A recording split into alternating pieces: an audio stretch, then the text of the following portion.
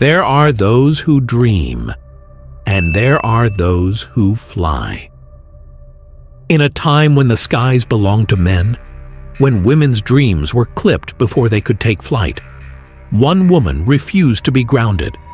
Her name was Amelia Earhart. But before she was a trailblazer, before she defied gravity, society, and fate itself, she was just a girl who never quite fit in. July 24, 1897, Atchison, Kansas. A small town, nestled in the heart of America, a place where girls were taught to be proper, to wear dresses, to sit still, to be seen and not heard. But Amelia? Amelia was different. As a child, she wasn't drawn to dolls and tea parties. She climbed trees, she hunted rats, she built makeshift sleds and raced boys down hills. She was fearless, she was restless, and she was hungry for adventure. But adventure? It wasn't something girls were supposed to have. Her childhood was not easy. Her father, Edwin Earhart, struggled with alcoholism. He lost jobs. The family moved constantly. The stability she craved was always just out of reach. But hardship? Hardship only made her stronger.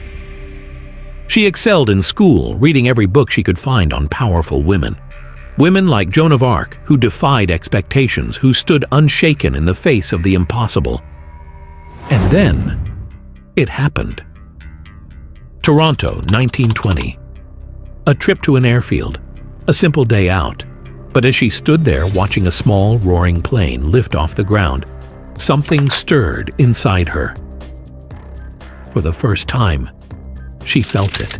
That undeniable pull, that calling to something greater. She had to fly. But there was one problem.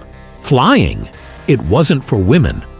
They told her no, over and over again. Too expensive, too dangerous, too foolish. Women belonged on the ground, in the home, with husbands and children. But in the sky, never. But Amelia Earhart?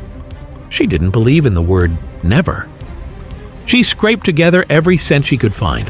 She took odd jobs, truck driver, photographer, teacher, anything to pay for flying lessons. And finally, on January 3rd, 1921, she climbed into a cockpit for the first time.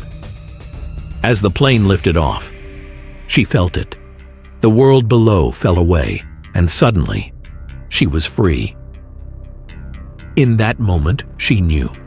This was where she belonged. Her teacher, the legendary Netta Snook, was among the first women pilots in America, and under her guidance, Amelia became a natural.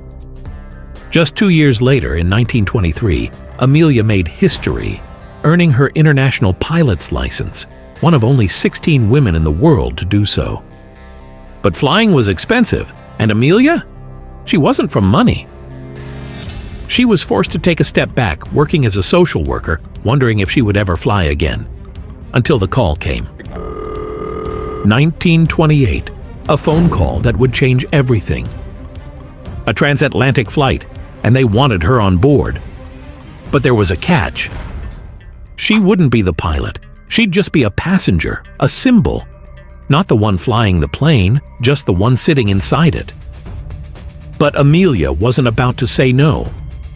And so, on June 17, 1928, Amelia Earhart took off across the Atlantic, becoming the first woman to cross the ocean by air. When she landed, the world erupted. Newspapers, crowds, interviews. She was famous. She was the queen of the air. But deep down, she wasn't satisfied. She hadn't flown the plane. She hadn't proven herself. And Amelia Earhart? She wasn't just here to be a passenger. She vowed that one day she would do it alone. And so she trained, harder than before. She set new records, speed, altitude, endurance. And then, 1932, the moment of truth. She climbed into her Lockheed Vega 5B alone, a 14-hour flight across the Atlantic, battling freezing temperatures, equipment failures, and icy winds. But she did it!